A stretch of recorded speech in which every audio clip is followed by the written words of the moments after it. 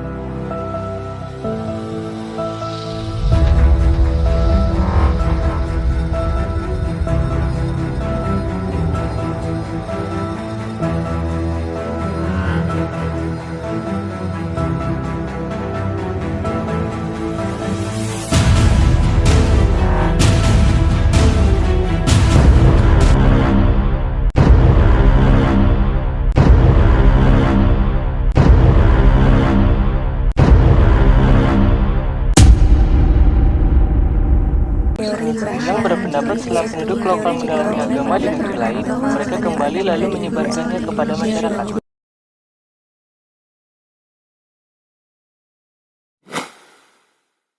Sejarah masuknya Hindu-Buddha di Indonesia. Agama Hindu-Buddha merupakan agama yang ada di Nusantara sejak abad 2 Masehi. Masuknya pengaruh Hindu-Buddha ke Nusantara dibawa oleh para pedagang dan pendeta dari India dan Cina.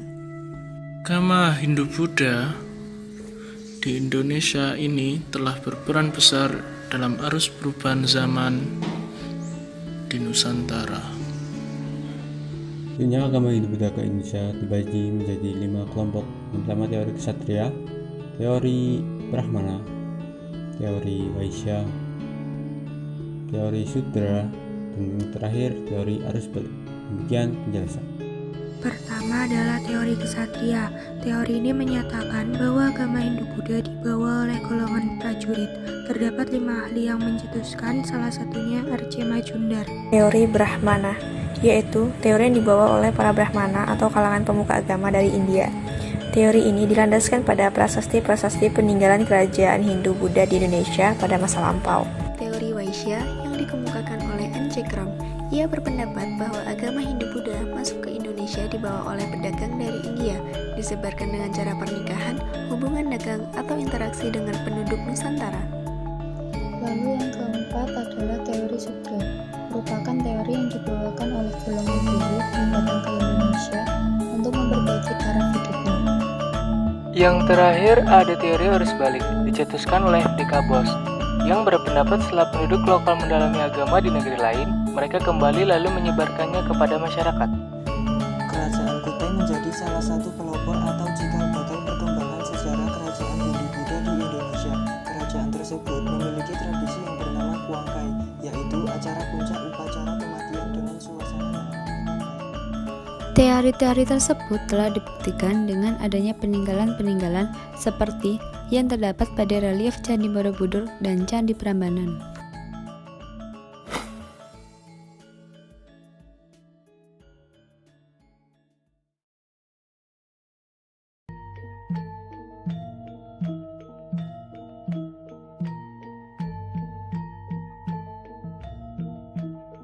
Dari hasil studi pustaka ditemukan sekitar tahun 1950 Masehi, Adipati Tuban Temenggung Gulatikta dianugerahi seorang putra, kemudian diberi nama Raden Sahid. Sejak kecil, Raden Sahid telah dididik mengenai agama Islam oleh gurunya di Kabupaten Tuban. Raden Sahid ketika muda adalah anak yang sangat nakal, suka berjudi, minum minuman keras, dan mencuri. Karena rasa malu dengan sikap Raden Sahid, orang tuanya pun sampai tega mengusirnya dari kerajaan. Namun, dengan diusirnya Raden Sahid dari kerajaan, membuat Raden Sahid semakin nakal, dengan menjadi perampok yang membuat kerusuhan di hutan Jatisari. Dengan kenakalan yang tidak wajar, Raden Sahid dikenal dengan sebutan Lokajaya. Namun, dengan atas dakwah Sunan Bonang yang saat dirampok mampu menunjukkan kesaktiannya dengan mengubah buah aren menjadi emas, Raden Sahid pun bertobat dan menjadi muridnya. Sebagaimana Sunan Bonang yang dididik dari keluarga Bupati Tuban, Raden Sahid pun mempelajari kesenian dan budaya Jawa dari Sunan Bonang. Kemudian, Raden Sahid mengawali dakwah di Desa Kalijagat yang berada di Kabupaten Cirebon untuk mengislamkan penduduk Indramayu dan Pemanuan. Raden Sahid tinggal beberapa tahun di Desa Kalijagat dengan mula-mula menyamar sebagai pembersih masjid Sang Pencipta Rasa. Setelah lama mendakwah, Raden Sahid kemudian melakukan pengurungan diri dengan melakukan uzlah atau menyendiri di Pulau Bukti. Setelah melakukan uzlah selama 3 bulan 10 hari, ruh Raden Sahid diterima oleh Allah Subhanahu wa Ta'ala yang kemudian diangkat menjadi wali dengan gelar Sunan Kalijaga. Seperti wali-wali yang lain, dalam mendakwah, Sunan Kalijaga sering menolakkan Islam pada penduduk melalui pertunjukan wayang. Selama menjadi dalang, Sunan Kalijaga berkeliling dari wilayah Pajajaran hingga Majapahit. Masyarakat yang ingin menganggap wayang bayarannya tidak berupa uang, menanggapnya melainkan dengan membaca 2 kalimat syahadat, sehingga dengan cara itu Islam berkembang lebih cepat. Tidak hanya sekedar mendalang, Sunan Kalijaga juga memunculkan tokoh-tokoh kuno seperti Punakawan dan lain-lain. Sunan Kalijaga juga memodifikasi alur cerita dan mereformasi bentuk wayang, perangkat gamelan, dan sebagai pengiringnya, tembang-tembang dan sulukannya sampai menjadi seperti sekarang yang kita ketahui. Tidak ada satupun catatan naskah-naskah historiografi yang menetapkan kapan Sunan Bonang Kalijaga wafat, kecuali bahwa wali termasyhur ini wafat dan dikebumikan di Kadirahu, Kabupaten Demak.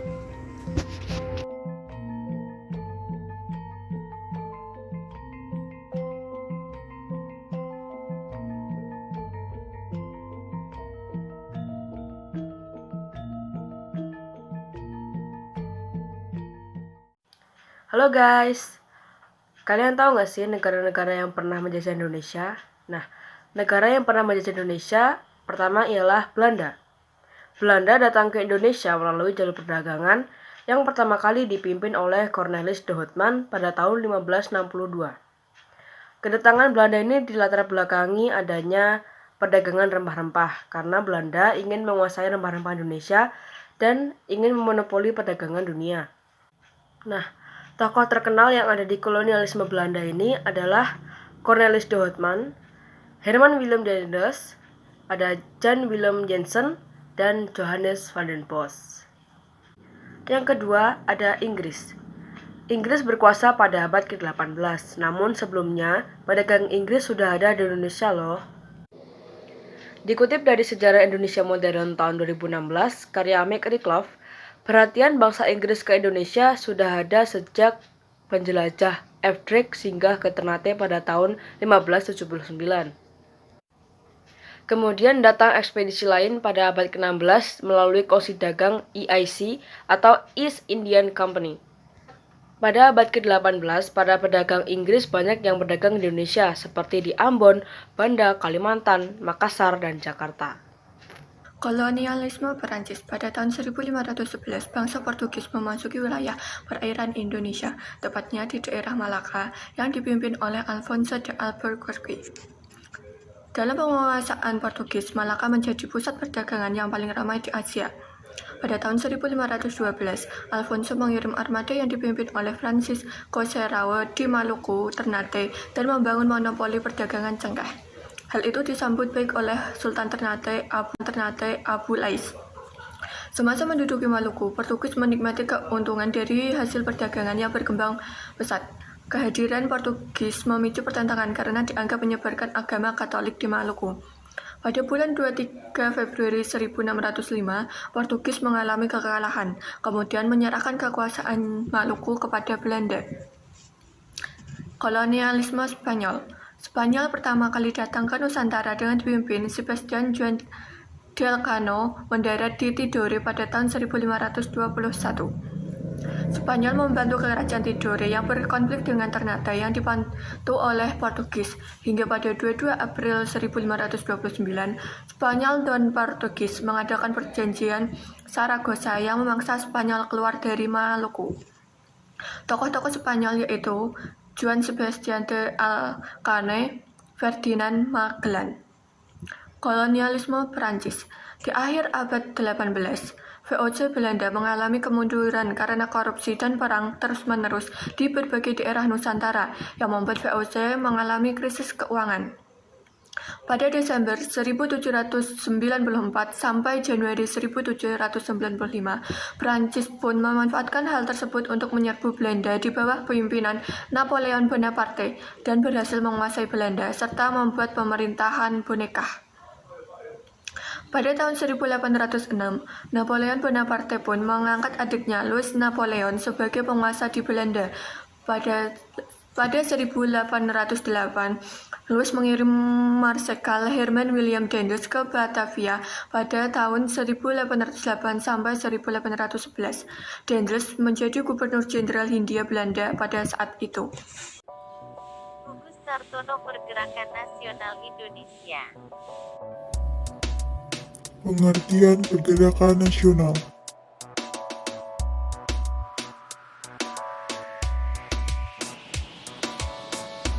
Pergerakan nasional Indonesia.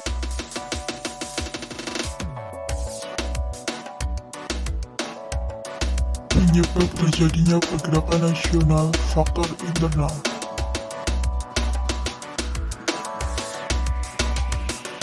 Penyebab terjadinya pergerakan nasional, faktor eksternal.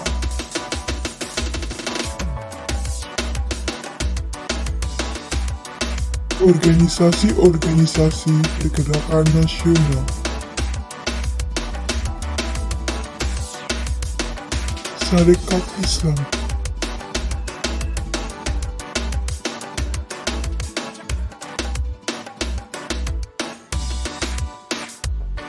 Budi Utomo.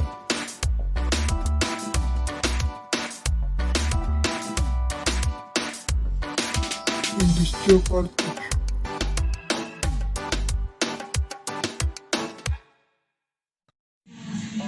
Perhimpunan Indonesia.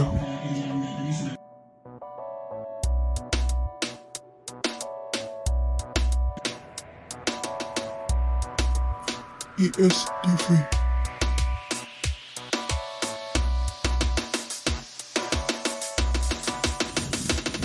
Partai Nasional Indonesia.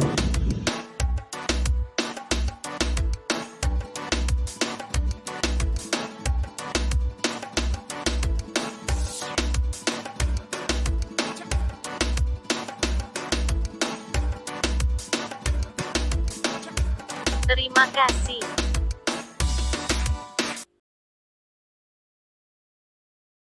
Pada tanggal 5 Maret 1942, Jepang berhasil menaklukkan Batavia. Pada Oktober 1943, Jepang membentuk Romusa. Peta dibentuk pada tanggal 3 Oktober 1943 oleh Letnan Jenderal Kumakichi Harada di Blitar. Tujuannya untuk menarik simpati masyarakat Indonesia agar masyarakat Indonesia memberikan bantuan kepada Jepang dalam Perang Asia Timur Raya. 1 Maret 1944, Jawa Hokkaido dibentuk oleh Jenderal Kumakichi dengan tujuan menumbuhkan kepercayaan rakyat pada Jepang. Pada tanggal 1 Maret 1945, dalam situasi kritis, Letnan Jenderal Kumakichi Harada, pimpinan pemerintah pendudukan Jepang di Jawa, mengumumkan pembentukan Badan BPUPKI dengan anggota sebanyak 60 orang. 6 Agustus 1945, 8.15 pagi, Amerika Serikat menjatuhkan bom atom Little Boy di Hiroshima dengan pesawat Enola Gay yang dikemudikan oleh Paul Tibbets.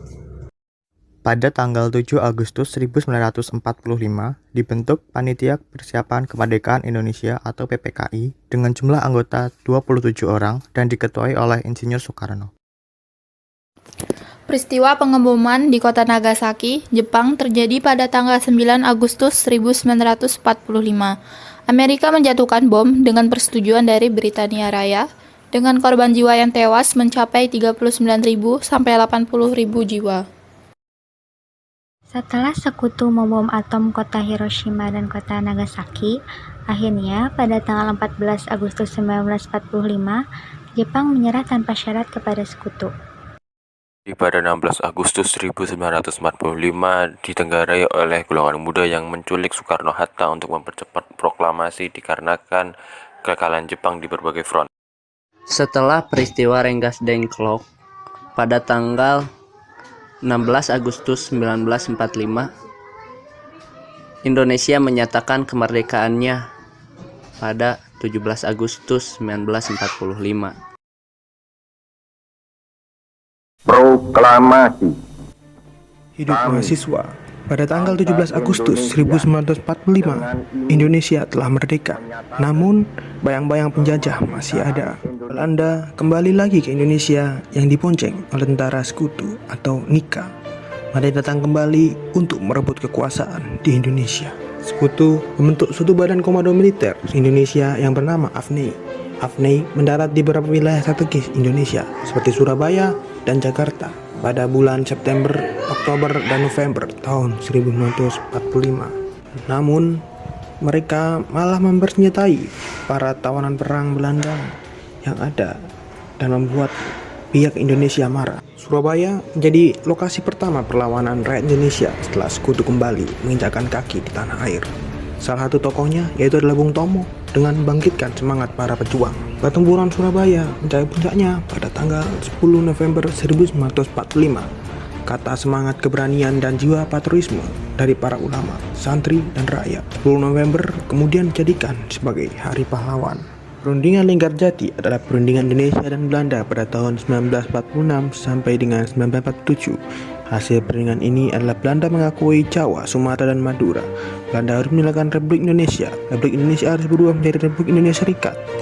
Republik Indonesia Serikat tergabung dengan Persemakmuran Indonesia Belanda.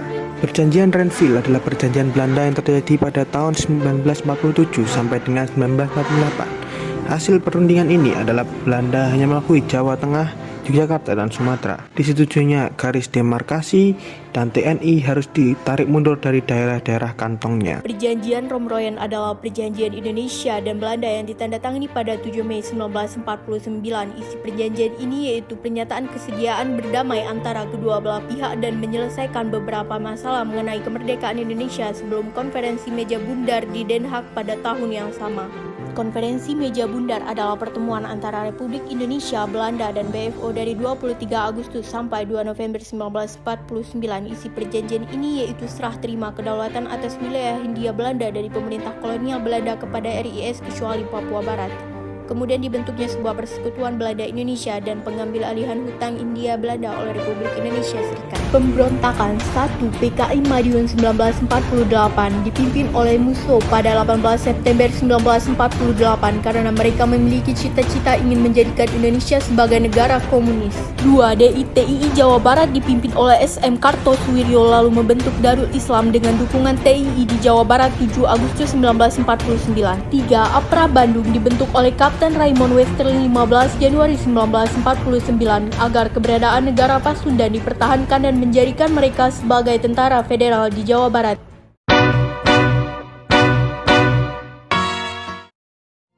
Proklamasi.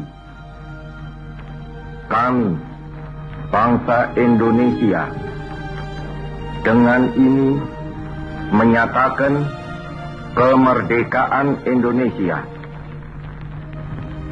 Hal-hal yang mengenai pemindahan kekuasaan dan lain-lain diselenggarakan dengan cara saksama dan dalam tempo yang sesingkat-singkatnya Jakarta, 17 Agustus 1945, atas nama bangsa Indonesia, Soekarno Hatta.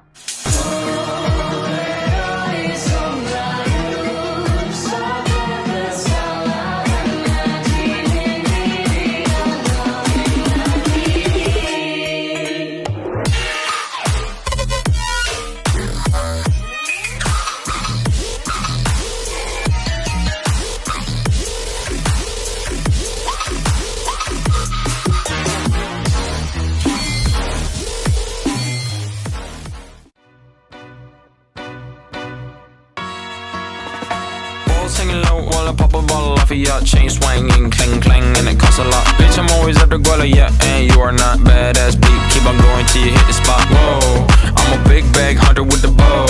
She got a big bed, number drop it low. Mama called me and she happy with the grow. Never ever fall for a party that's a no. Just bought the Kenny, I bought a million options. So the stock and I stopped doing the green. And I rock arenas, bringing the peace. I'm bumping that park in the car, pretending I got all the eyes on me. Got a bad baby and she's independent. Too many people older than me that's seeking attention. When they want me about the goofies, man, I should've listened. And the smell of the money, my strangest addiction.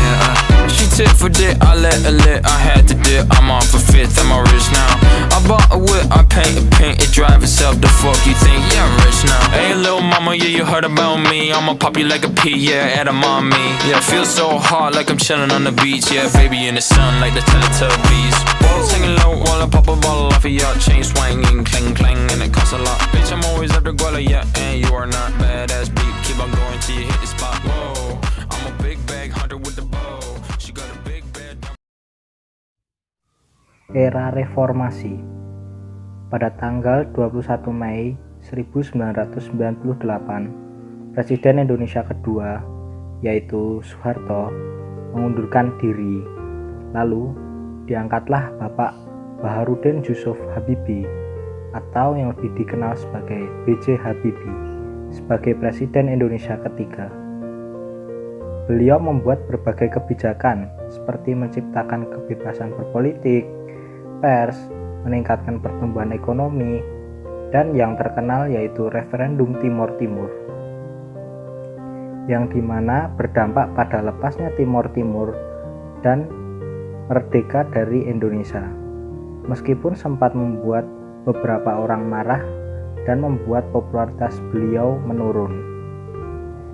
Beliau menjabat selama 1 tahun 5 bulan sampai akhirnya MPR menganggap beliau tidak mampu menjalankan tugas sebagai presiden dan menolak laporan pertanggungjawaban dari beliau.